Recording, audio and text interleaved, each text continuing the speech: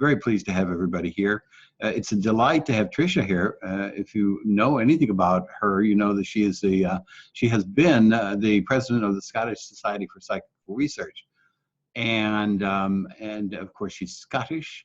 My ancestors came from Ayrshire, over on the coast, and they actually came over from Ireland, so they're Irish, but they came over and they liked Scotland better. And if you know anything about her, you should know about her books, the things you can do when you're dead, and about afterlife communication and about the afterlife, and based on her studies, based on her scholarly research. And then she wrote a second book of more things that you can do when you're dead. So how much more could there be? Well, she's going to talk to us about the things in general, but I'd love to have her summarize what's in her books, because they're fascinating books, and everybody should, if you can get a copy of them, read the books. So without further ado, then I'll turn it over to Tricia. Thank you. That's nice to see you, Craig, after all this time. Yeah.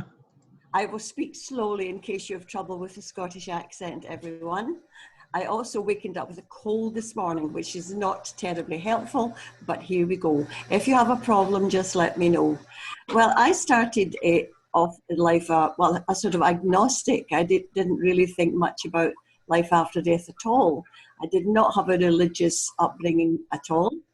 And it was only when I got to the age of about 30 that for some reason I began to look intellectually into evidence for life after death. I had no sadness, there was no losses. In fact, things were actually pretty good at the time, and probably like all of you. Once you start to look at these things, your life goes downhill, am I right? Yeah. You nods there? Yeah. Because things change.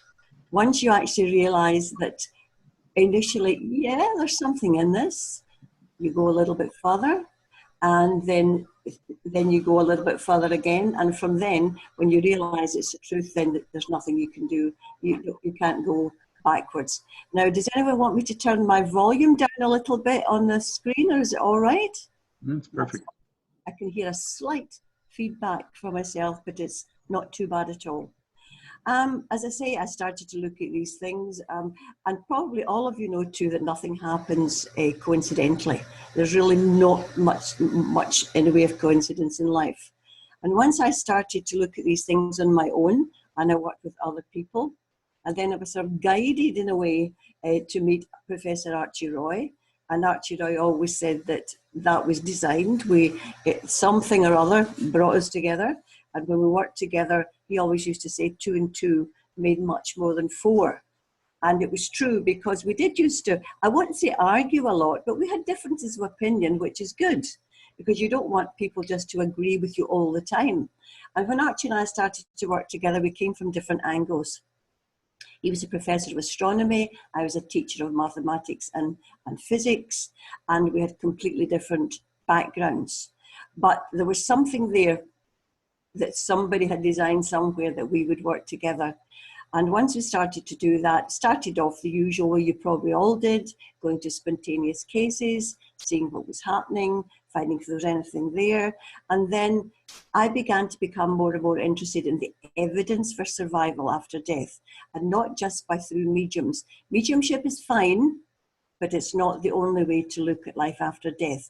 And then Archie and I designed a program at Glasgow University where we spoke. We had 40 hours of lectures between us that we gave to students that came at night time. Adult education, they came to our class, an introduction to psychical research. And in these classes, the people that came absolutely loved it. And then, as you know, Archie died in 2012, and we had always planned to write a book together. But after Archie died, I thought, I've got so much information here, along with the research we've done. I'll talk about that later. This is too good to waste. So literally the first book wrote itself. I wrote all of our experience, well, my experiences, some of Archie's, the things that we had discovered about life after death, and it was so compelling. And I, like Victor Zamet, I will only go by the evidence. It's the evidence that has it for me. I'm not a medium. I'm not particularly psychic, although everybody is to some degree, but I go purely on the evidence. And that is where book one came from. It really wrote itself from all the lectures we'd given and all the fun we'd had at university, because I don't know about the rest of you, I take it you're all totally interested in life after death, but it has to be fun as well. It can't all be doom and gloom, because there are funny aspects to it. And when someone in their house thinks they've got a poltergeist or something happens, they don't say, oh my gosh, that's dreadful. We use naughty words, and that's the way it should be. Everybody is just normal. I won't say the naughty words we hear in our work, but there you go. So that was how book one started, Craig. And then once again, book two goes in a wee bit more in depth. I took some other people's experiences that I trusted, who had experiences of materialization, for example. I gave examples of that in book two. One particular one, a materialization seance, before I started, unfortunately, in 1975, there was one materialization seance. Everybody knows what a materialization seance is, don't they? Yeah, heads nodding. Sitting in the dark in a place called Glasgow Association of Spiritualists. It holds 200 people in the room, and the curtains were closed, but they were not by any means in blackout. There were shards of light coming through the curtains, and the medium at that time was the English medium Gordon Higginson, who was sitting on a platform, and 200 people were sitting there waiting for Gordon to do materialization. Now, on the platform with him at the side was just another little woman standing just for safety, more or less. Now, I didn't know Diane at this time, but a friend of mine had gone to this, totally skeptical, totally and utterly skeptical about materialization. So she got there very early, sat in the front row, right in the middle, where she could see exactly what was happening. She was right in line with where anything that happened would happen.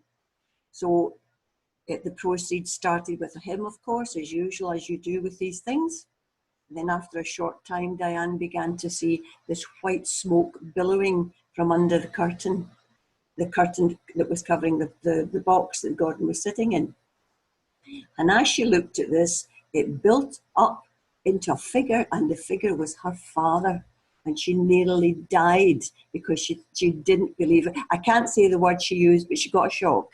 And the figure built up, and I don't know about the rest of you, I have not personally seen a convincing materialization, but Diane said the spirit, we'll call him spirit, don't waste energy. They built up a column for his body, but she could see clearly the face, the hair, and one arm very, very clearly. And as the figure came out and built up in front of her on the stage, he pointed at her and said, hello, Diane. And he used the nickname for her mother, Where's Flo tonight? And I say she nearly died. And there was a corresponding conversation going along with this. Then that figure that built up sort of melted, if you want, back onto the platform as like a puddle.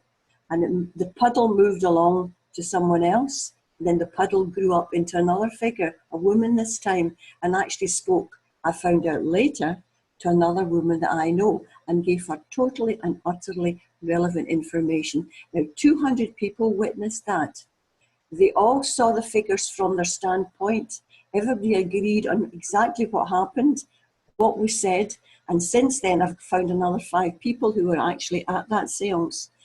At one point during the seance, she shouldn't have done it, Gordon Higginson was still sitting with the cover in front of him in the cabinet, but the woman beside him lifted the curtain away like that, and you could see Gordon sitting with the ectoplasm coming out his stomach, as along with the figure that was built up on the platform. Now that's pretty good, I think. That would be really quite convincing to me, and I'm so sorry that I didn't see that and I missed it. So we start off in the second book a little bit deeper, getting different people's idea of what's happened to materialization, etc.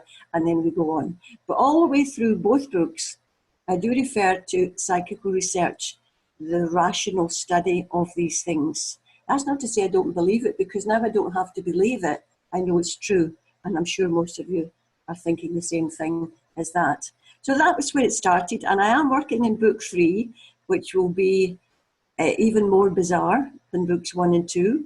It'll still be entertaining. It will still have the odd sweary word in it, because that's what life's all about. It's not all about being correct, proper, and all the rest of it.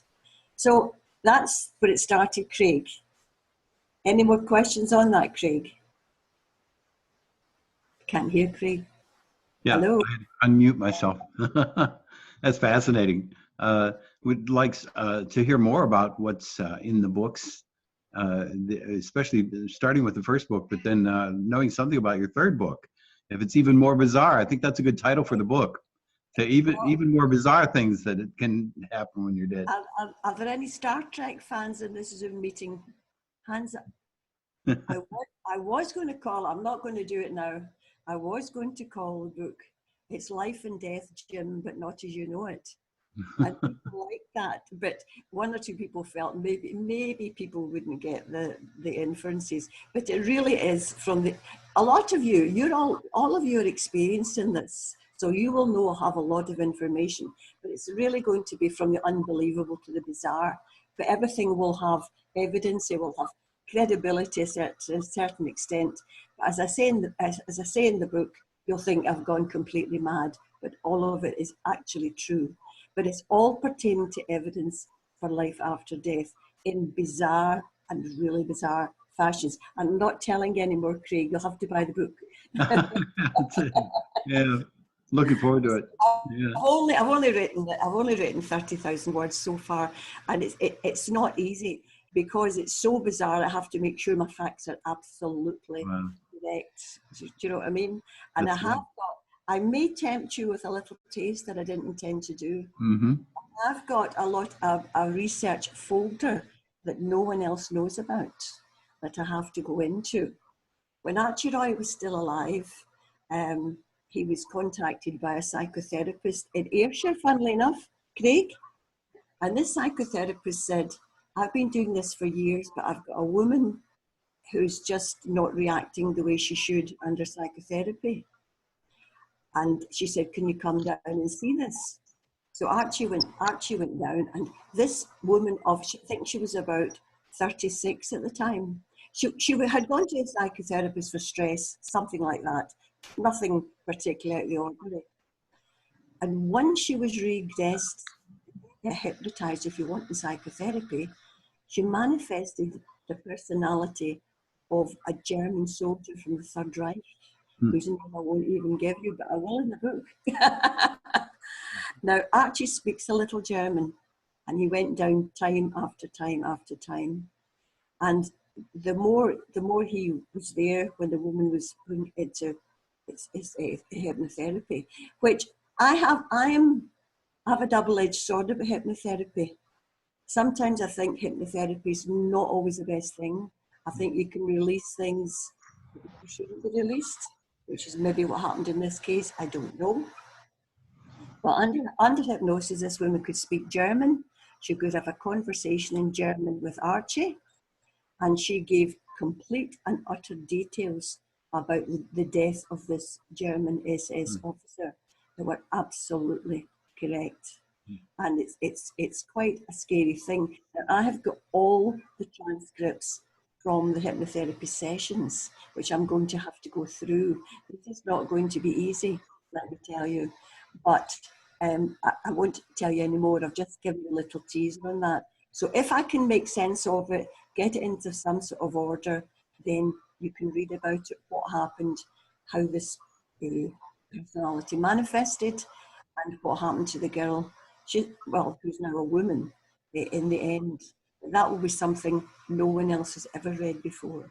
So if I can make sense of it and do a good job, you'll find out about that. A lot of you, AVP is not my particular bag. Do any of you do or know about electronic voice production, ITC? It's not, I know about it, but it's not my thing. I'm doing a lot of research on that as well, and contacting the latest people that are doing, the research at the moment to see what the findings are. Can you tell us about your research on mediums, the work that you did, particularly with Gordon Smith?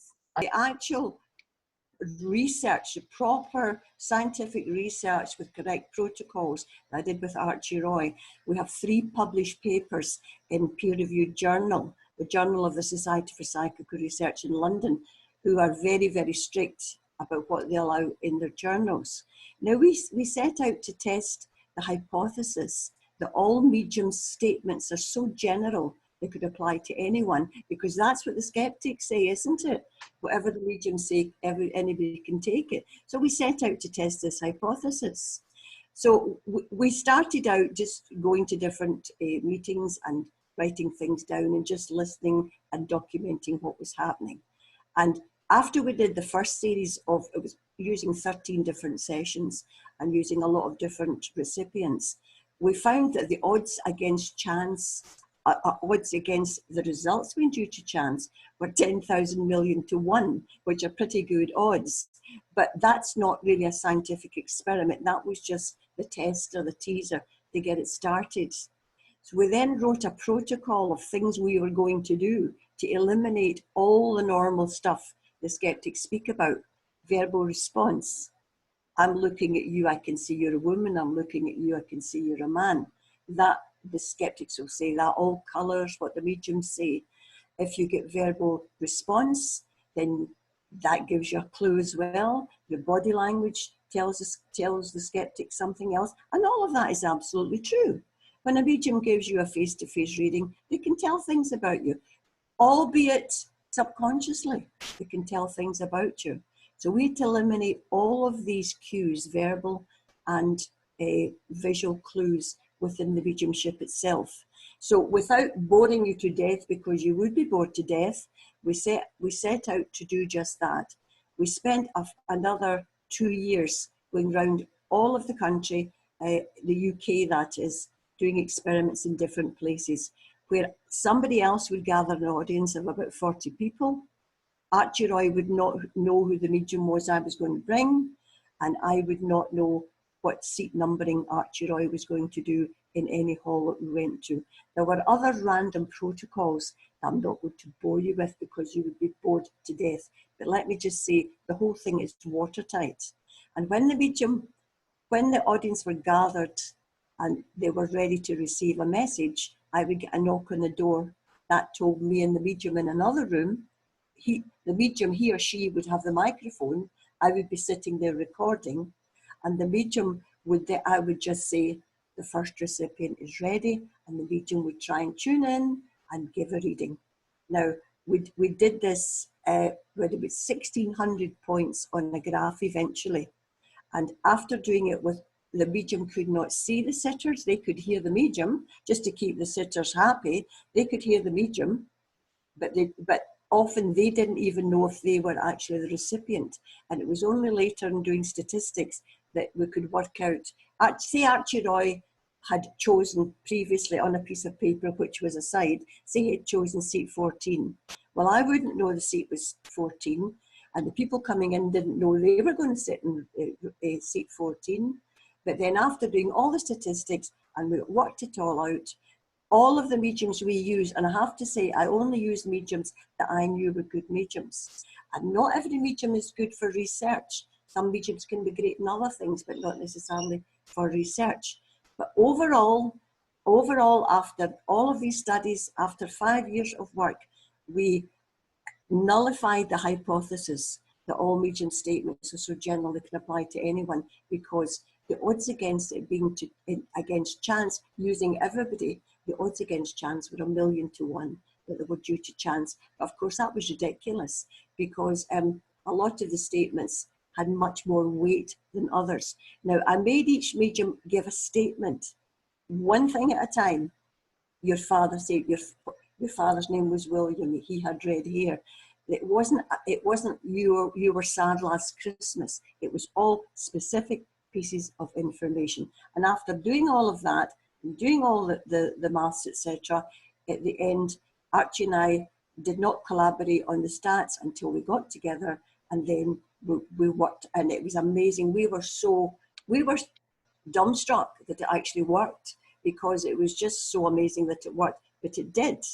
But we had stars, and there was about 3 or 4 people that were hitting the 98% mark. One of them was Gordon Smith in their actual own results. I think the one you're thinking about, Gordon Smith, was the murder one. Is that what you're thinking of, Wendy? The girl that was yes, murdered? Tricia, yes. Yeah.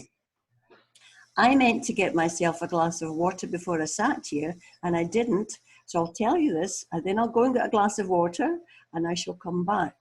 This, what I'm going to tell you now, is absolutely true. There's nothing unusual about it. Most of you probably heard of the medium Gordon Smith. And Gordon is just, I would say, a lad from a poor part of Glasgow.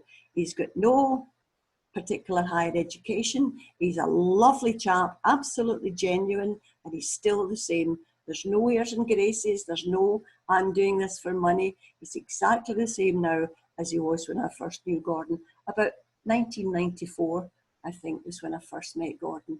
And we hit it off quite well because I respected him as a medium and he respected me as a psychical researcher. And now, of course, we're friends, but that's got nothing whatever to do with it. I'm trying to think of the year now. It would be about 1996. Now, like all of you, probably people get to know you and you don't know them. This woman got in touch with me somehow and she said she wanted to speak with me about the murder of her daughter. So I met her. I actually met her in the tea room of Glasgow Association of Spiritualists. And she told me her daughter had been murdered. She was dead now 6 months and the police had made nothing of it whatsoever. And I knew she wanted me to get a reading with a medium for her, but I also knew that it was very raw and I didn't feel that was right. So what I got her to do was, I said, well, if you can get some things that belong to your daughter, put them in an envelope, seal the envelope, and don't let anybody else touch it, and I'll meet you again. I'll meet you. If you give me the envelope, I'll take it to some mediums and I'll get them to psychometrize it. Now, I know everybody will know what psychometry is. You put your hands on it and you try to get information from the envelope. So she did that. And I met her once again and she gave me this envelope. And all I can see is the envelope felt bumpy. There was no clue. It wasn't a ring, a watch. It was just a brown A5 envelope and it was bumpy. That's all I can tell you. So I didn't know anything about the girl's murder. I didn't want to know. The least information I have, the better. And I took it to 1 or 2 mediums who didn't really make much of it at all. Now, at that time, I knew Gordon's house quite well, and I was able just to walk in. So one day I walked in with this envelope, didn't tell him why. He was sitting with a cigarette in one hand and a computer in the other. And I walked in and I threw the envelope down and I said, Gordon, can you tell me what you can get from that? And he looked at me, he said, do I have to? And I went, yeah, you have to. And he went, okay. And he put his hand in the envelope. And as soon as he put his hand in the envelope, he stopped smoking and he went, Tricia said, I've got a girl here that was murdered. And I just said, let something, and he said, now I didn't know this information. She's got long brown hair down to about here. And she's telling me she was murdered. And he gave me 29 pieces of, well, I should say, she gave him 29 pieces of information to give to me, which I recorded and wrote down. And some of them were very, very specific. Like, she's telling me that she lived in a cul-de-sac. She lived one up in the right-hand side. She's telling me she's got a tattoo above her left breast in the shape of 2 hearts entwined. And he gave me the colours. She's also got a tattoo of a rose on the back of her other arm. Gave me the colours. She's also telling me, I won't say the boyfriend's name, I'll call him Gordon as well. She's also telling me that Gordon, her boyfriend, was the first one to know I was dead, and he phoned my mum to tell her. So it was, she's telling me she misses her 3 cats. Trying to think what else, off the top of my head, what other information was. She's telling me that when she was a youngster, she was in Cornton Vale prison. Now I'm thinking, bloody hell, that's either right or it's wrong. Cornton Vale is a prison for young offenders. Actually, it's in Scotland, I'm not sure where it is. And I thought, wow, well, that's quite something. I don't know when it's in prison, never mind a specific prison like Cornton Vale. So I'm taking all this down. She's telling me she had a pregnancy terminated when she was younger as well, and all sorts of information. And altogether, there was 29 pieces of information that she gave. She gave a little bit of information about her actual murder, and all the damage being at the back of her head and down her back. Of course, I don't know if any of this is true. This is, wow. I mean, Gordon's just sitting there just telling me this, and his eyes were, looking at me like that. Wow. And I said, well, thanks very much for that. Wrote it down, put it down, that was fine. And then that was the other thing. He said, she's telling me that today, as we speak, my mother has moved my photograph from the mantelpiece to the top of the television. That was another piece of information. Fine, okay. So I arranged to meet the mother in her own house 2 days later. So the first time she gave me her address, and I went to her house. And I said to the mother, now, I have got a list of information here about your daughter, which may be all wrong. It may be nonsense. It might be rubbish. I'm just going to read you out one thing at a time. And you tell me if that's correct or if it's not correct. If it's half correct or slightly correct, it's not correct. It's wrong. Just tell me, yes, that's right. No, that's not right. So I did that. But I was under the psychical researcher's dilemma, Craig, is how much to tell the mother, because she gave me information about her murder that was quite gruesome. And I didn't share that with the mother because actually she wouldn't know. And I didn't say to the mother, she said she had a pregnancy terminated when she was young, because I thought, your daughter's been murdered. Maybe you didn't know she had a termination of a pregnancy. You really don't want details of things going around your neck and being thumped at the back. So, but being scientific and being correct about it, I kept the 29 pieces of information, but I only gave the woman 22 pieces of information. But I didn't shelve the rest. I just told the mother 22 pieces. And of the 22 pieces of information I've given you, and by the way, when I walked into the house, the first thing I noticed was a girl's picture on top of the television. And I said, oh, is that? I said, is that? And she said, yes, she said, I had her picture on top of the mantelpiece, but I moved it there 2 days ago, the same day that I was talking to the medium. And of course, I never let on. I said, all right, of the 22 pieces of information that Gordon had given me from the girl, and he could see it really, really clearly, all of these 22 pieces of information was correct. And I say, I chickened out and I didn't give the rest of the 7 pieces because I didn't feel, but I did ask her. She's saying she was in Contonville prison, and she said, yes, that's right, yes. She was quite a naughty teenager. So you can't make that up. It's something I don't know as a researcher. Gordon certainly wouldn't know it. He was more interested in his cigarette and writing whatever book he was writing. So we have to ask ourselves, as you know, where did that information come from? When every single piece was absolutely correct. And I swear on my life and the lives of my children and my small grandchildren, that is exactly as it happened, not editorialized one little bit. Bizarrely, one of the other mediums I took it to, he said, he got it was a girl that was murdered, and he said she'd been to the dentist before she was killed, and it was something to do with a black taxi. Well, actually, both of these things were absolutely correct, but I couldn't use that information. I just had to bin the other mediums, because the only one that was spot on was Gordon Smith, and all the details, as you know, Craig, are in book number 1. That was one of my, Gary Schwartz talks about dazzle shots. That was one of my dazzle shots for myself. And each and every one of you know, if it's your experience, that's the one you never forget. You never forget. And I've seen Gordon. I'll tell you another story, which I think is in the first book. This is not research, but when Gordon Smith wrote his first book, he asked me if I would speak for him at Waterston's, you know, the bookshop, Waterston's.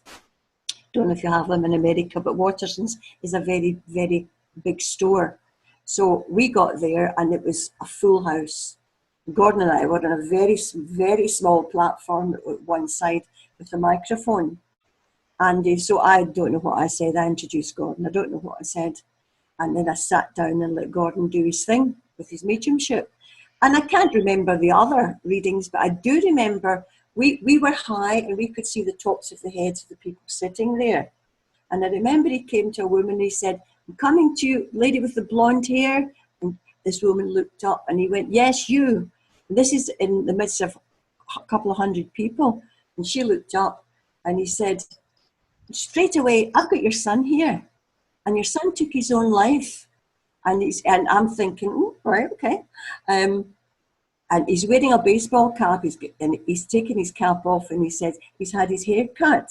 Well, the woman started to laugh. Now, that didn't mean a lot to you and I or anybody else. And then he gave the woman a whole lot of stuff about the son that was there with him. Fine. Now, after the whole thing, book signing, all the rest of it, we all went to a pub called the Lauder's Bar. Well, not the 200 people, but some of us went to Lauder's Bar, and we're sitting around this very big table. And I knew one or two people, but I didn't know everybody at the table. And the lady sitting beside me, I didn't know her. And I said, oh, did you come with Helen? She went, no, I came on my own. I heard you were coming here, and I came on my own.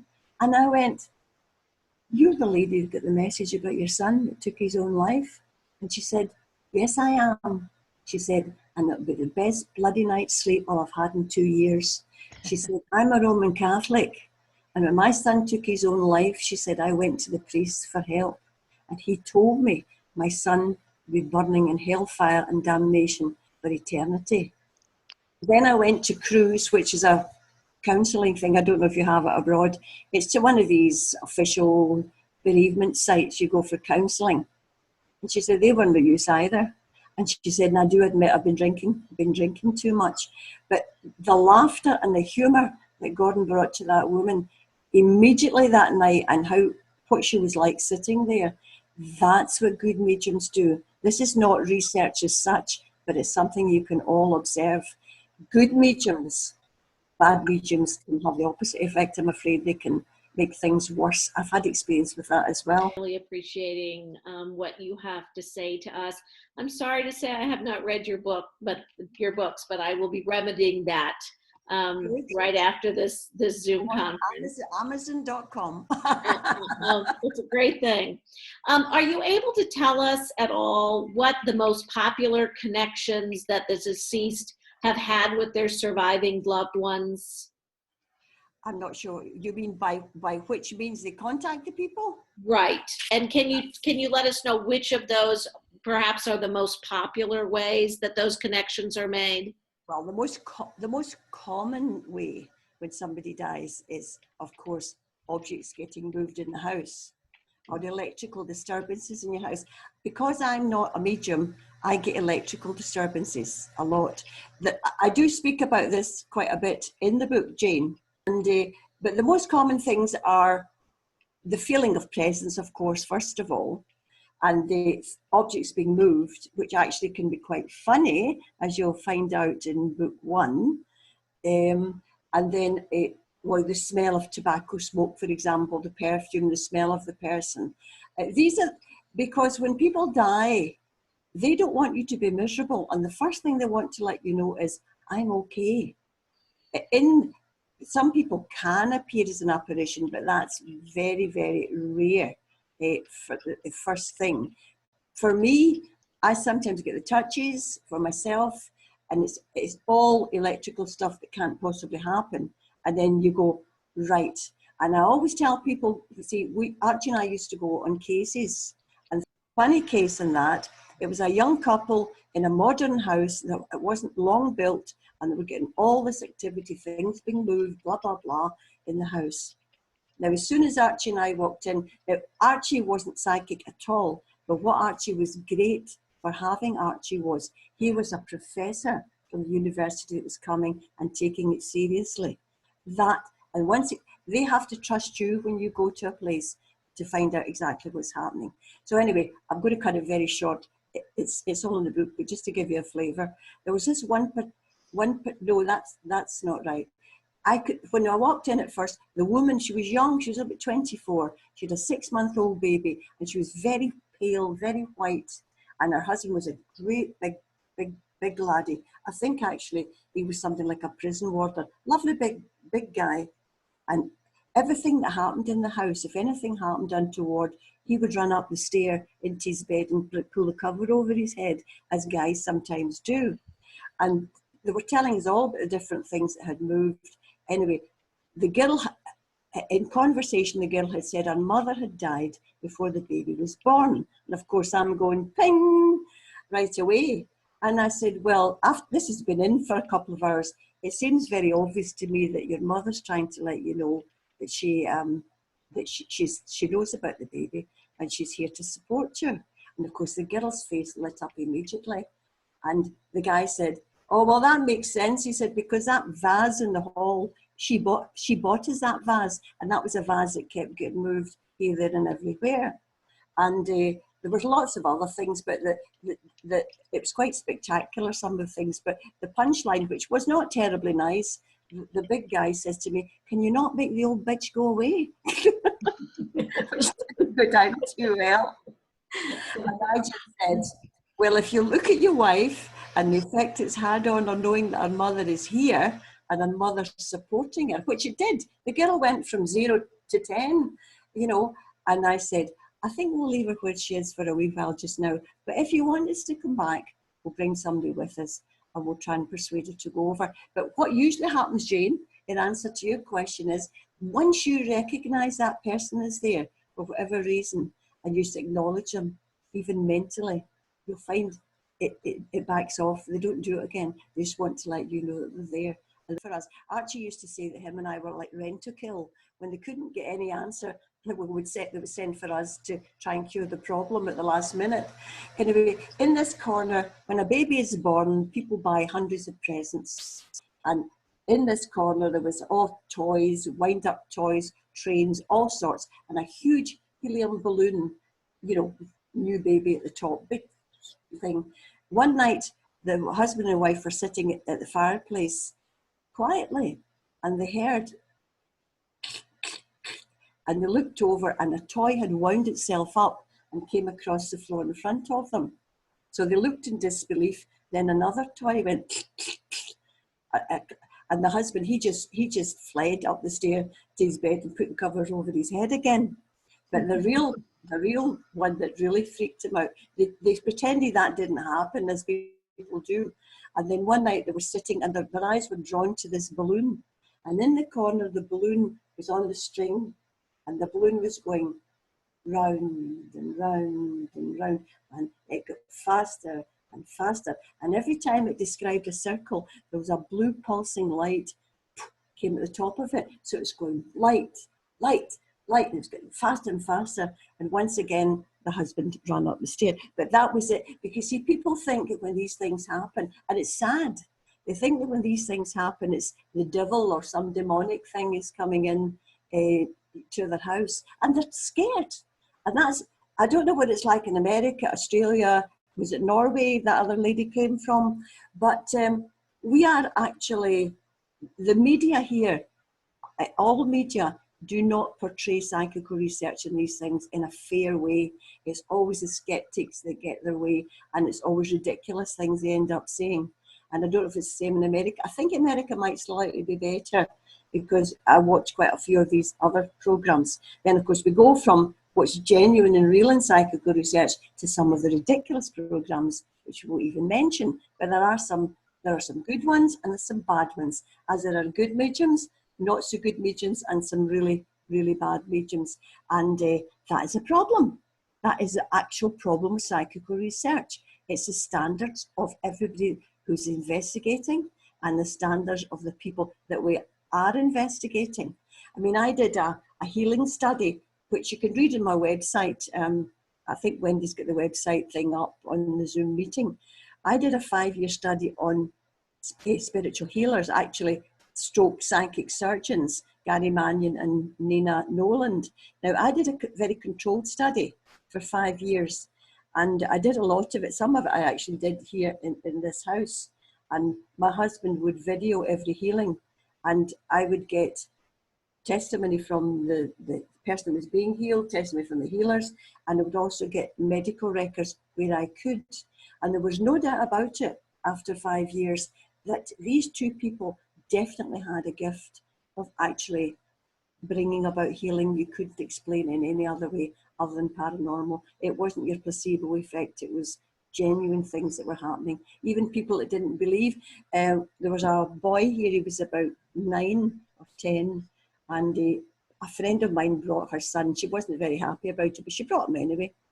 And the kid had no preconceptions about what was going to go on. So she went in with Gary, and it was Crohn's disease. You all know it's down here. And when I interviewed the child afterwards, I said, "What was it like, Scott?"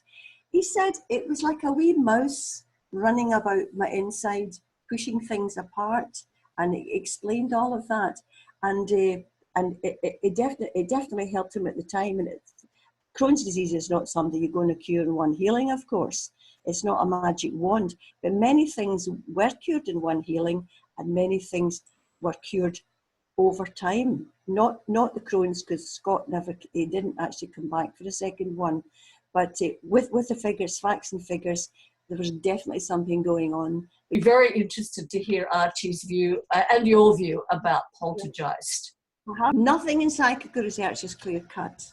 There are two different, completely different things that cause poltergeist activity. In fact, probably 3 now I think of it. You can, where there is a family, what's the word, a dysfunctional family, a really dysfunctional family. Where I can give you an example in a minute, where you have a dysfunctional family, where someone, now you all know you've got your conscious mind and you've got your subconscious mind, or David Fontana used to call it your unconscious mind, but I prefer subconscious. And your subconscious mind within your body is actually the keeper of you. It's clever. Your subconscious is cleverer than your conscious. Every one of you. Your subconscious looks after you. That's the one that wants to keep you warm. It wants to feed you. And it's the one actually you should listen to, because it's got more sense than we have. And if someone is under tremendous stress, then that it can, not with everybody, Wendy, that's the difficulty. It can manifest itself as a cry for help by, in some way we don't understand, causing things to move. I'll give you an example in a minute. And causing all these things to happen. How it works, the mechanics, God knows, because I don't. Other poltergeist activity, well, you see, people would have called that case I told you about the things moving, the balloon going round, the vase being moved. That would come under the heading of poltergeist activity. But there's no badness in it. It's only someone trying to make you know you're there. So someone from spirit can move things, which would be called poltergeist activity. But a lot of the cases, Wendy, do come from someone who's holding, and it's always a negative emotion that they can't express. I'll give you one quick one. A few years ago, this nice couple met Archie Roy and I in Glasgow University's College Club. Now, the woman at the time, she was a 50-year-old woman, but looked a lot older with short, grey hair. Lovely little woman, and her husband. And this woman, she had a daughter that was a Catholic nun, and she had a great faith in God, everything like that. And she began to tell the story about, she lived in a nice house, because we went to see her house later on. It was a nice red sandstone house, and she described how in the hallway of her house, at the telephone table, when she looked round, she would see these black furry animals running about. Nobody else saw the black furry animals, just her.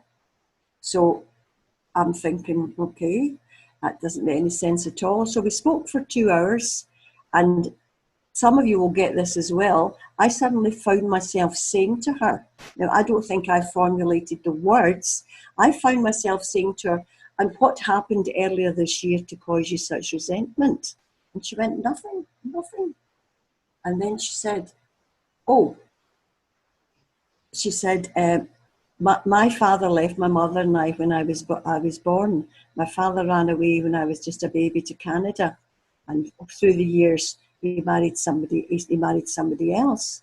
And she said, just in March this year, whatever year that was, she said, "I got a phone call from Canada to say, 'Are you blah blah blah?' 'Yes.' 'Well, I'm here to tell you that I'm your father's daughter, and he died a millionaire, and you're getting nothing.'" And she said, and her eyes filled up, and she said, "Oh, and she started to cry and cry. She said, I didn't realize that I was so resentful, but I am. And then she said, in her faith, she said, I feel as if I've let my God down now. And I said, no, you haven't, because you didn't know you were doing it. But if you continue to hold resentment, then maybe it could be looked at that you've let your God down. And from the minute she realised she was holding resentment, there was never another appearance of any of the black animals. But there are many stories in accounts in the books, much longer stories, accounts that tell you about that. In fact, some humorous ones as well. So we don't know why, Wendy. It can come from some negative emotion. It could be jealousy, it could be resentment, it could be hatred, it could be anything negative at all. Your subconscious can, the energy of that can, you don't need to be a teenager. That's not necessarily correct, although the rawness of puberty does seem to act as a carrier wave for these things as well. Other poltergeists, well, you all know the poltergeist cases there. There's many, many reasons for poltergeist activity, but it can come from the person. There's definitely that. Susan Barnes has a question for you. Thank you. Susan? Yes, Tricia, I'm also a university professor who's just started to do more psychical research, and I was just wondering, now in your books, do you explain your research method? I know it would be in your articles. It's in the articles. No, it would bore people to death. No, it's far too long. Each paper, you can get the books from the Society for they're called journals from the Society of Psychical Research. Yes. The references are in the bibliography of both my books. Which journal to ask them for. Thank you. Tricia, what's the state of psychical research at the moment? Do we have any active psychical researchers in the UK? Pretty dire, I think, really. But the one, well, he's not just the one. You see, the parapsychologist. Are you a parapsychologist, Susan, or are you what's your subject? Actually, my subject matter was communication. Perfect. I've shifted it to spirit communication now. Great, that's fantastic. I didn't want to offend Susan there.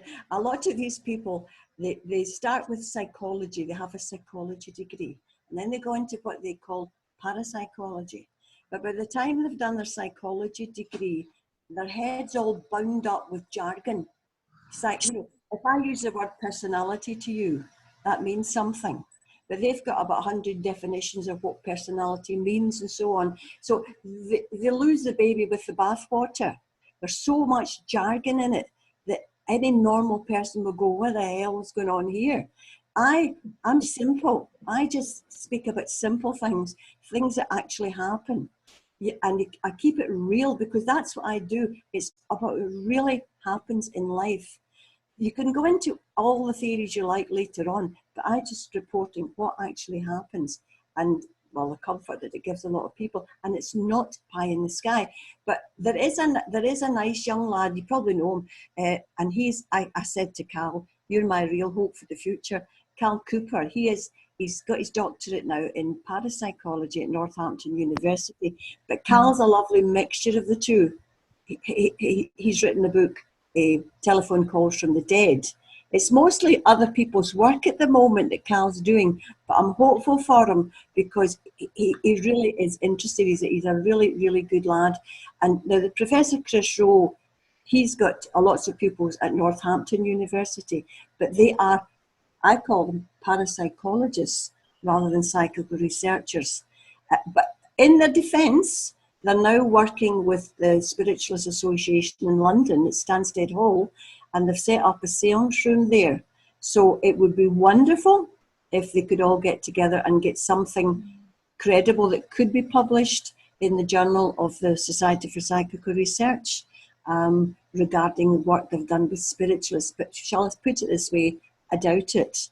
As far as the work Archie and I did, we spent 5 years of our lives at our own expense, going round. We did get a travel grant from the Society for Psychical Research, but neither of us were greedy. We're not doing it for money. And it's this kind of Scottish thing. People are not Scottish. You have this Calvinistic attitude that if you take money, it's not quite right.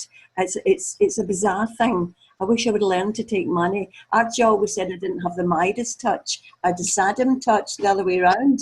I've always given money more or less to go and do the things that I love to do. And that's fine. That's fine.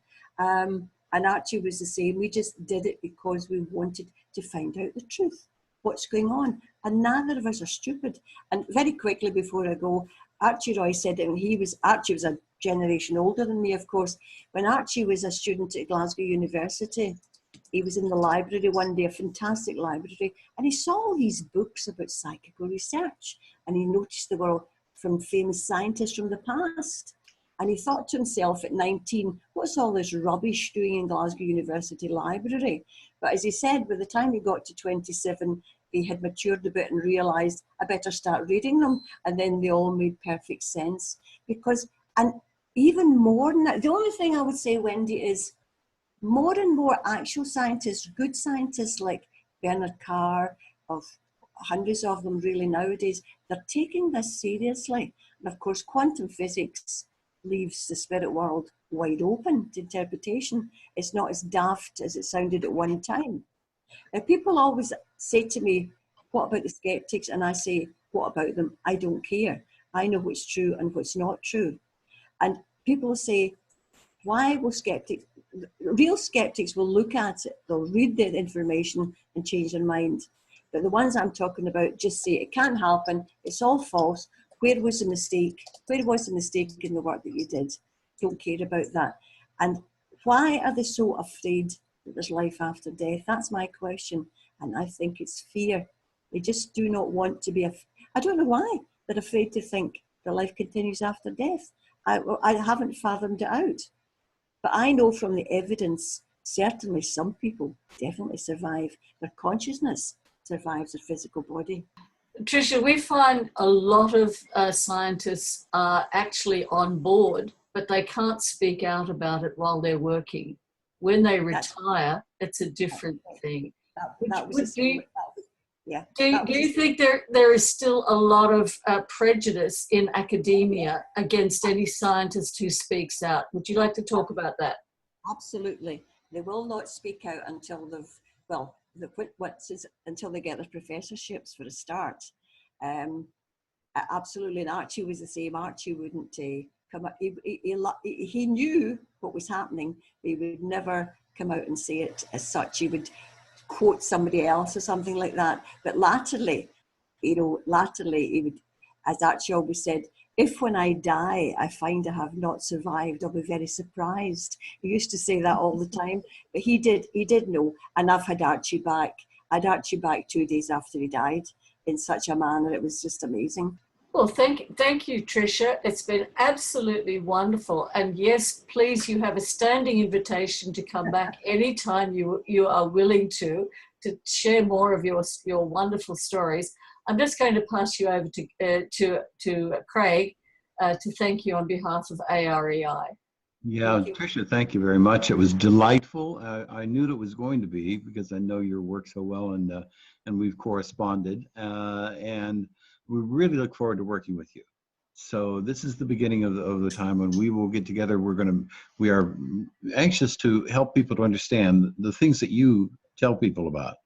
And so we want to find out more about your curriculum and about the training that you're doing and the possibility of doing some more of that and making that available to people. So we're going to get in touch with you and spend some time dialoguing with you. That would be, and it's great to have somebody like Victor Zammit and lawyers and all sorts of professional people who are on board as well, because lawyers are very, very important as well. Not just scientists, lawyers, psychologists, communication, wonderful, Susan. I don't know what the rest of you do, you're not saying too much, but it's been great talking to you, and I shall go and nurse my cold now, and hopefully the next time I won't have one. And take care then. Yeah, thank you, Tricia.